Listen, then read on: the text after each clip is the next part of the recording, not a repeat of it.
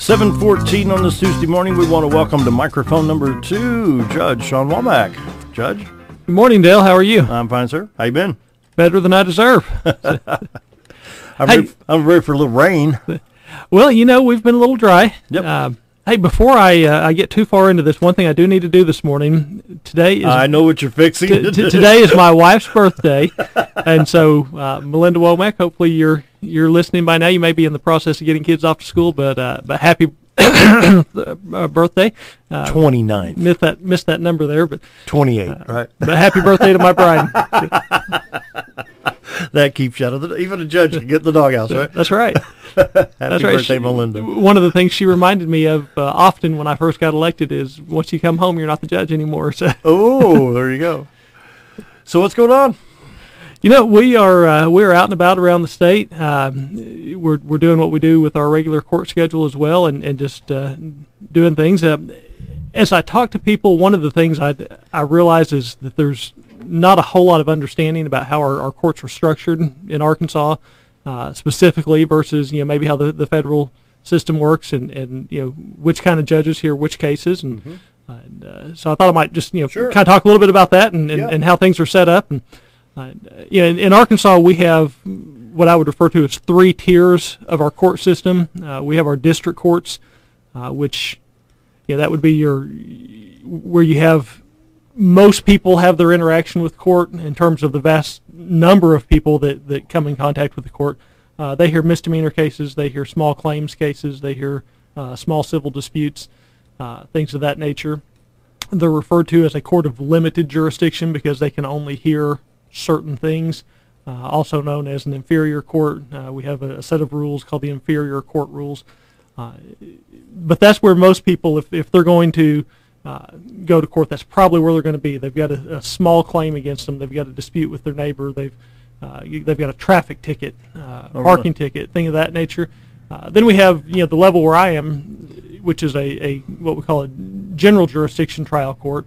I'm a circuit judge. At the circuit level, we don't have as many people as the district judges, but the decisions get a little more consequential. Circuit judges are divided into 5 different categories, or circuit cases anyway, and we can hear, any circuit judge can hear any of those 5 cases, but domestic relations cases, your family law issues where there's a divorce or custody issue, your criminal cases, your probate cases, juvenile cases where either a juvenile's been charged criminally or the state has stepped in through DHS and a child has had to be removed from a home because of safety issues or things of that nature. And then civil cases, and civil cases can be anything from a bench trial that the judge decides everything over a credit card dispute or a property line dispute, all the way up to a jury trial for wrongful death in a car wreck or a medical malpractice or something of that nature, a big contract case. And then finally we have the appellate level courts. And in Arkansas we have 2 levels of appellate courts. We have the Arkansas Court of Appeals, which they hear kind of your garden variety appeals, the things that there's already settled law on them, things that don't involve a constitutional challenge, your typical criminal cases, your administrative agency appeals and things like that. And then we have the Arkansas Supreme Court, which is the kind of what we call the court of last resort. That's your highest level of appellate court, and they hear the bigger cases in Arkansas. Not as many people come in contact with the appellate courts, but the ones that do, those cases have a broader reach and affect more people because the decisions can establish a precedent for how things work going forward.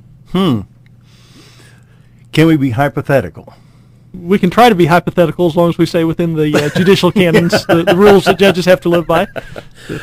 Okay, I'm driving along and let's say I get a ticket for no seatbelt. Okay.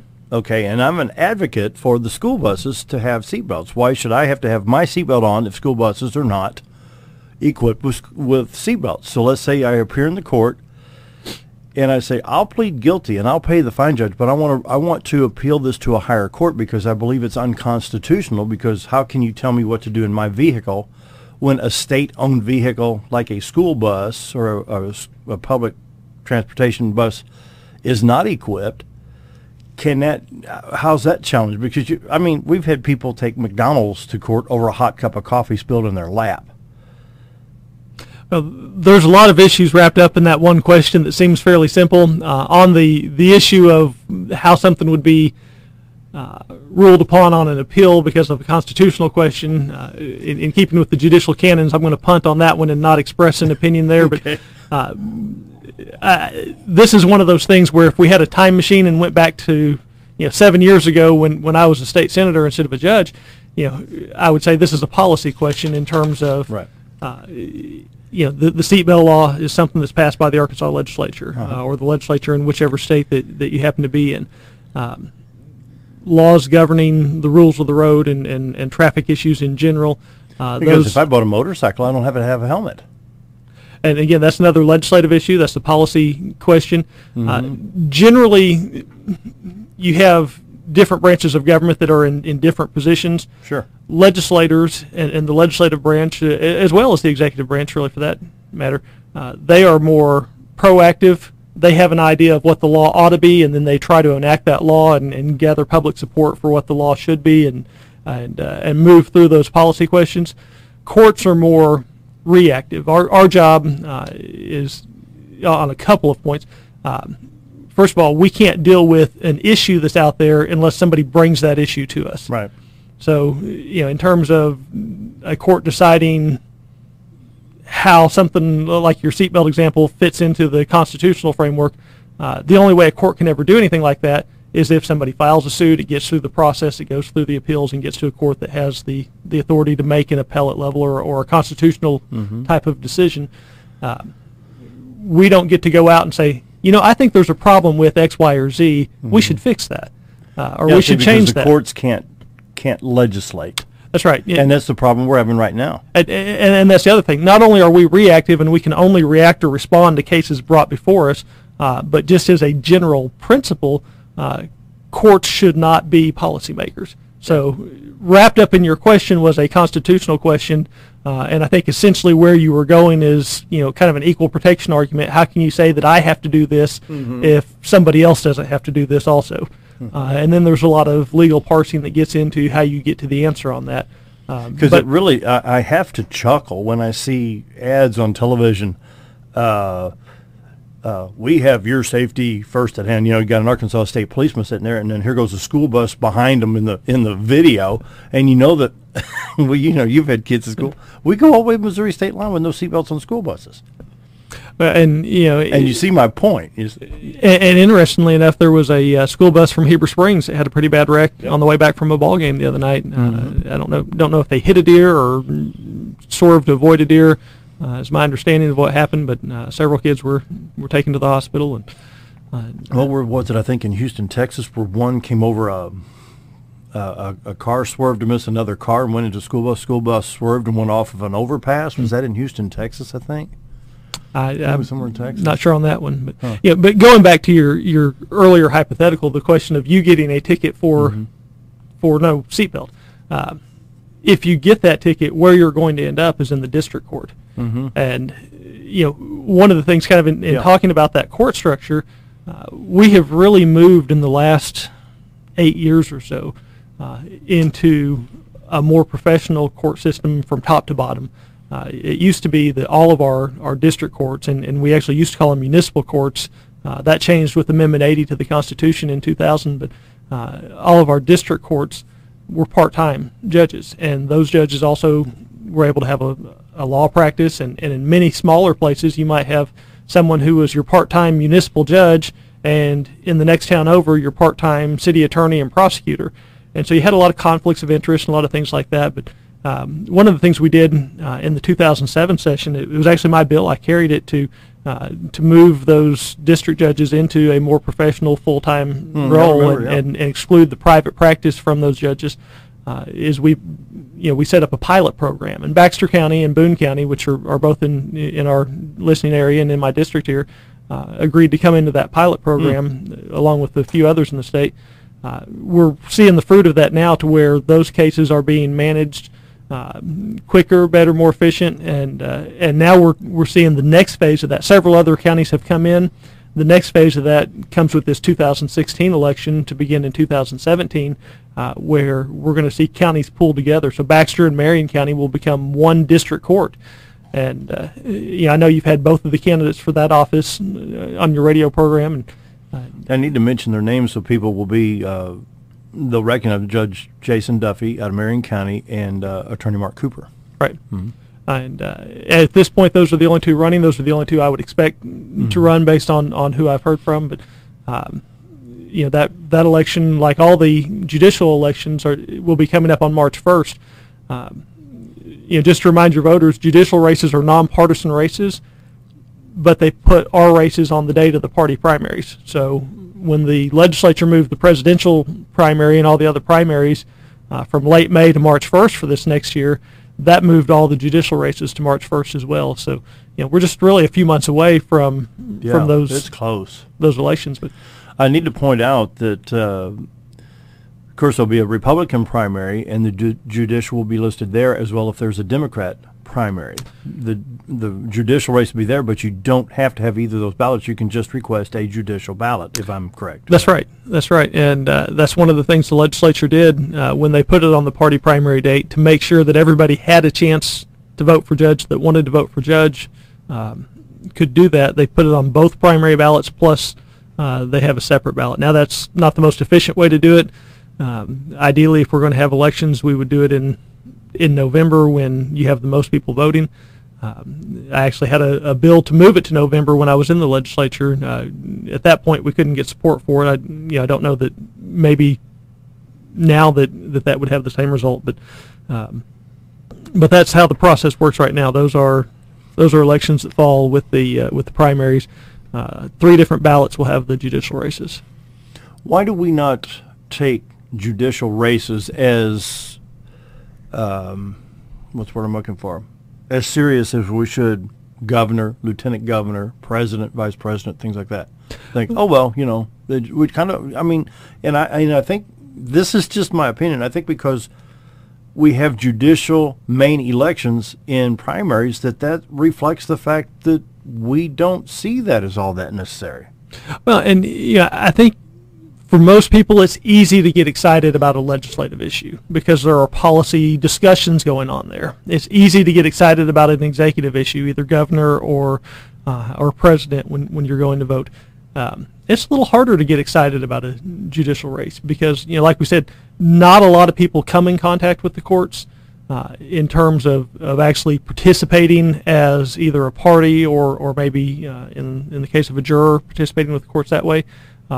The ones that do tend to pay a little more attention to that, but from our news standpoint, the vast majority of the news coverage comes from the federal system, and it comes in the summer when the U.S. Supreme Court is making their big decisions, and that could get us into a whole other discussion on whether judges should be appointed or elected, but when we see the news, it's generally a big issue here or a big issue there.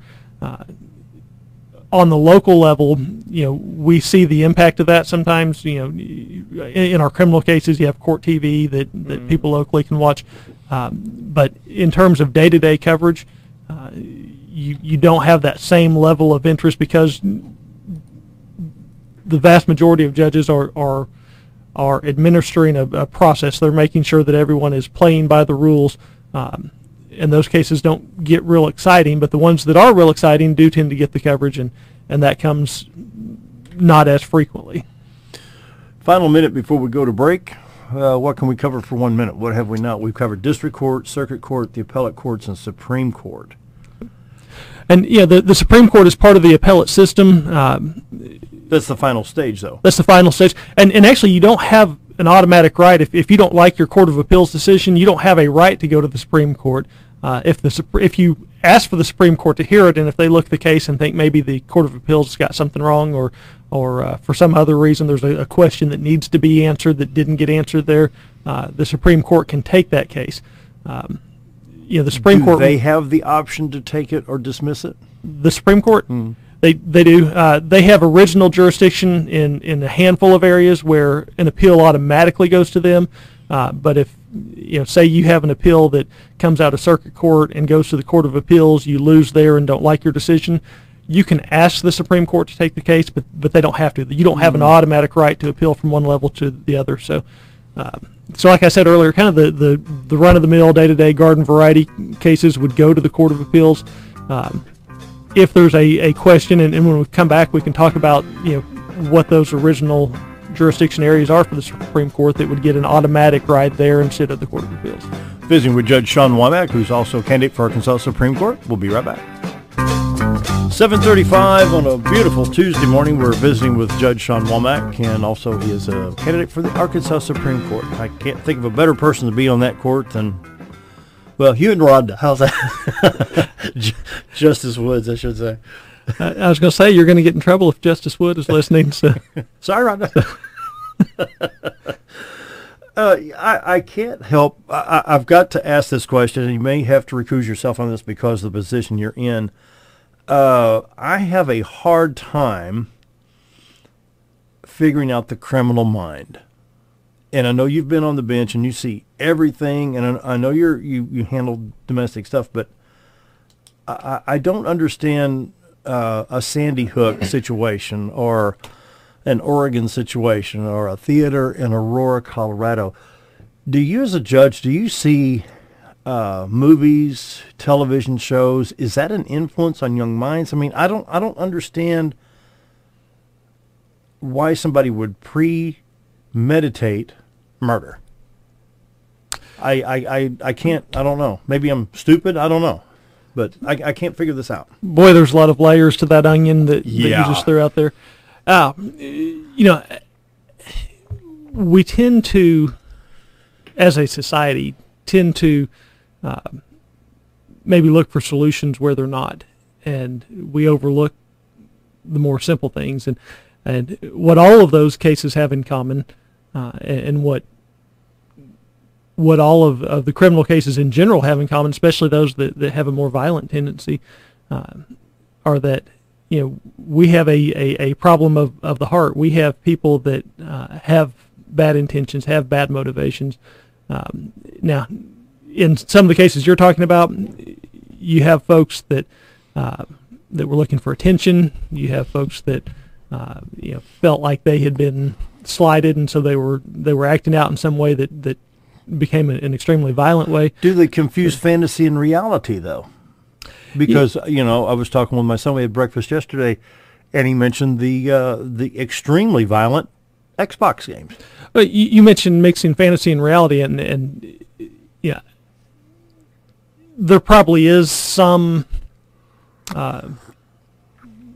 fantasizing or glorification of things in games and movies, but I think more than that, a lot of the cases that you mentioned, these mass shootings, what doesn't get talked about a lot in those, because everybody wants to talk about the gun violence, the gun issue, what they used to do. A common thread through most of those cases is some history of mental illness, and in many of those, some history of using some psychotropic drug that does or has the potential to cause or escalate or contribute to kind of that delusion of fantasy versus reality. And so, that mental history is there. And that's what they can't track through a background check in a gun purchase. Is that what they're saying? Well, and one of the things that you see in all these scenarios is that a lot of the people that do this are people that obtain the weapon in a way that wouldn't have been stopped if the laws that are being proposed were in place. Well, let's look at the gentleman, I should say the man that shot John Lennon back in 1980. He literally thought that if he would eliminate John Lennon from society, that he could replace John himself and become that popular, even though the group had been disbanded for many years, 10 years. And to this day, and I've seen a couple of interviews, his name is Mark David Chapman, I think he's at Attica State in New York.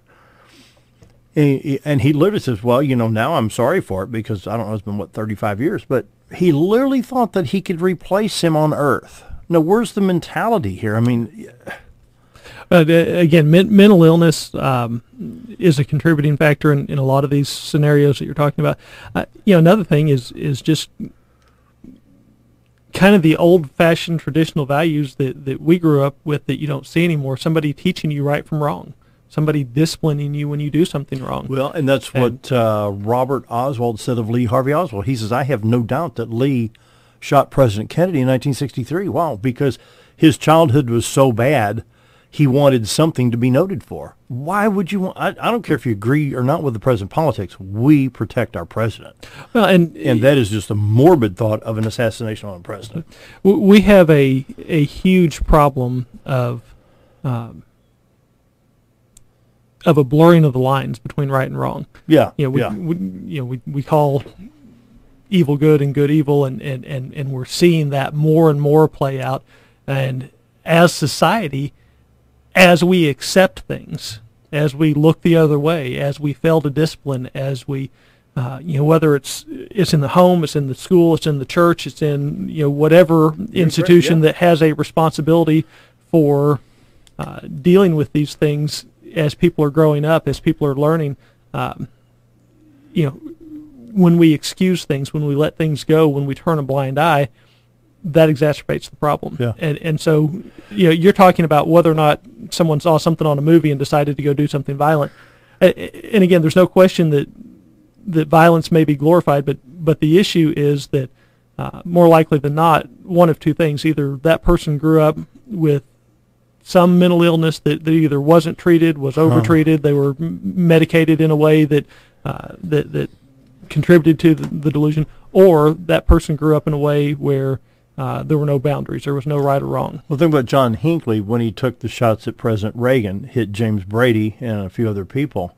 I mean, Reagan hadn't been in office, but I think 2 or 3 months. I think it happened on March 30th of 81, perhaps. Thinking that by doing this, that actress Jodie Foster would admire him. Yeah. I mean, oh boy. Okay, so let's say that I'm the Democrats get a lot of fun out of this. Say I'm I'm diagnosed with mental illness here, and the pharmacy says you got to take these pills, or the doctor says you need these pills. So I go down to the pharmacy. So is there no database that click? Okay, he's on this type of mental illness medicine. Does that not go to the databases on my background check? So when the gun shop says, oh, he wants to buy a 22 blah blah blah, oh, he's on blah blah blah meds. Is there no database that lets people know, or is that? Well, there may be a database that tracks your medication, but when we deal with background checks, they're looking at that criminal issue. Now, in terms of mental illness, they may look also at not necessarily a medication that you take, but if you've been adjudged to be incompetent, then that would be something that would be trigger if you've been involuntarily committed and there's been some process there. But medically, let's say somebody's diagnosed with depression and they're on a certain depression medicine. Perhaps this young man up in Oregon was depressed, and we don't know. We can't. I mean, is that an invasion of his privacy? Is that his constitutional right to maintain that secrecy? And that's where the question becomes harder, because you say that person had a mental illness. Why didn't somebody stop him? Well, we have things like HIPAA, where you have a right to certain privacy related to your medical scenarios, what medicines you take, what conditions you have, what doctors you see. And so, so many things in policy and in life are a balancing of competing factors. How do you offer freedom and protection at the same time, without taking so the scales of justice have to balance there too. Exactly, and that's a good example. I mean, in the back of our courtroom we have the statute of Lady Justice, with the blindfold and the scale, and how do you deal with those competing interests? And one of the things they look at in a criminal sentence is, were there aggravating factors that make it worse, or were there mitigating factors that make it not as bad? I mean, you start out with the person did X, Y, or Z, and you have kind of a basic level of sentence there. But if there was some aggravating factor, maybe the victim was an elderly person or a young child, that may take the crime from one level where it's just they injured another person to an aggravated level where we sentence them more because they chose a weaker victim. There may be a mitigating circumstance. Maybe somebody did the crime, but it was because they did it recklessly instead of intentionally. You drove 120 miles an hour down the road and hit somebody. You weren't intending to kill somebody. But that would be negligence, right? That would be and that gets you into civil and criminal issues. But just kind of as an example of where you're going there. But we do have competing interests all the time. In domestic cases, when you're dealing with a custody situation, sometimes we have two really good parents, and we have to decide what to do. And if everybody kind of fits where they need to be, if they live in the same area, if they have appropriate houses, if they're both involved in their kids' lives, then a joint custody, equal time may be appropriate. If on the other hand you've got one parent that's really good and has always been the care provider, and the other parent who's a registered sex offender or a convicted drug dealer or someone who has physically abused the child or the spouse or somebody else, then you have those balances to where you might go from maybe starting with the idea that in a perfect world two equal parents would split time to what tips in favor one way or the other for somebody because of behavior, because of other conditions that have to be factored in. Need to take a quick break. Visiting with Judge Shawn Womack. Be right back. 7:49. Visiting with Judge Shawn Womack. And of course, as a judicial candidate, he can't do this, but I can because I'm not running for anything. If you support Judge Shawn Womack for Supreme Court, financial contributions are needed because this is a statewide campaign, 75 counties in the state. It covers from Corning to Texarkana, from Rogers all the way down to DeWitt and Stuttgart. And you can mail a contribution to Post Office Box 332, Mountain, Arkansas 72654. And so campaigns are not cheap, are they? Well, they're not, and judges have different rules from other candidates. Mm-hmm. We talked a little bit earlier about judges being reactive and legislators being proactive or initiating things. As judges, we have rules that we live by that no other candidates do, and one of those is we can't talk about certain issues that are either pending in our court or issues that are likely to or possibly could come before our court in terms of forecasting kind of how we would rule on something or what our opinion is ahead of time, because that would potentially prejudice the case. Judges can only be candidates for 365 days before the election. I announced in late May with the idea that I was announcing right at the opening time that we could. 2 days after I announced, the legislature changed the date from May 24th of next year to March 1st of next year, so our race shortened from about a 12 to a 9-month race. Literally almost overnight, and that's not a lot of time for a statewide race. It's not when you're covering a lot of ground, and then the other thing that judges deal with is in terms of what you just mentioned, fundraising. Judges can't directly solicit contribution. They can ask people to help their campaign. They can ask people to serve on a committee or help them raise money. They can only accept contributions for 180 days before an election. Most offices can raise money for at least 2 years before an election, and so that's a little bit different animal. And then finally, you can't mention this either, but I will. The filing fee is a little over $11,000. Filing fee is right at 10, actually, $10,000 for the Supreme Court. It's the highest of all the judicial filing fees because it's a statewide race, and those fees are paid to the Secretary of State's office. Judicial filing fees and now prosecutor fees, because they were just made nonpartisan, go to the Secretary of State to offset election cost, and so that process is coming up. For people that are running for office, for people that are thinking about running for office, the filing period is coming up here pretty soon. It starts on November 2nd and goes through November 9th. So, you'll see a lot of the local officials start announcing their intentions to either run for re-election or somebody running for open seats. That will be coming up here in the next 4 or 5 weeks. You mentioned how big the state is. I've always heard and have always believed what a wonderful small state that we have. Mm-hmm. Every time I get in the car, the state gets a little bit bigger. Especially when you got to drive to Texarkana or El Dorado. Was in Texarkana just a couple weeks ago. And in addition to the regular job that I do as a circuit judge, we have to kind of springboard from that in the evenings and on weekends to go and campaign in places. And so, in the last few weeks, I've been to Springdale and Fort Smith and Texarkana and Jonesboro. But isn't it fun meeting all the people? It is. It is. And I love to get out and visit with people.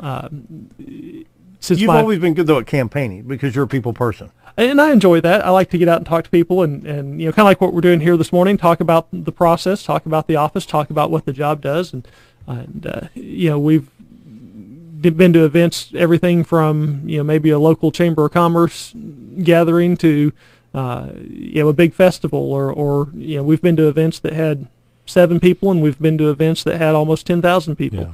Yeah. So, getting out, shaking hands, talking to folks and just, explaining what it's all about is something that I've always enjoyed and really enjoy. And, we talked earlier about the difference between federal judges and state judges being appointed versus elected. And, there has been some discussion in Arkansas about moving to an appointment process for the appellate level judges. And I've always been a big believer in elections. I do too. I think that, people should see and meet and get to know the folks that are serving in their government. And if you go through an appointment process, that system doesn't work as well. We have appointments where there's a vacancy. Mm-hmm. Somebody dies in office or retires early or... but if I'm not mistaken, if the person is appointed, then they can't run for a re-election based on that appointment. Am I correct? Yeah. Now, if you're appointed to a vacancy, you cannot run for that seat in the next election cycle. That's correct. But, for instance, on the Supreme Court, a lot of times you'll have a recusal. Mm-hmm. The governor appointed me to sit in on a recusal back in April on a case. Mm-hmm. So we have some appointments, but when you take the people out of the process and make it an appointed position, I think that creates a lot of issues, not the least of which is a separation of powers issue. I told a group the other day I was talking to that if we're going to have the governor, whoever the governor may be, appoint judges, would you then agree that the Supreme Court should appoint who your legislator is and that a committee of legislators should pick who the governor is? And that's a ridiculous thought process to think that we would do it like that, but it's no more ridiculous than taking one branch of government as the executive and appointing the judicial. Good points. So, those are things that will be part of the discussion over the next few years, and people need to be aware that discussion's coming and just be prepared for how they think about that and what they believe should happen. We're visiting with Judge Shawn Womack, and of course he's running for Arkansas Supreme Court. The election will be March 1st and would take office just after January 1st, probably January 7th of 17, is that correct? January of 17. 17. If you can help the campaign financially, it's Post Office Box 332. It's the Judge Womack campaign. Post Office Box 332, Mountain of Arkansas 72654. That wraps it up. Our thanks to Judge Shawn Womack for being our guest today. We will see you tomorrow. Have a great day, everybody.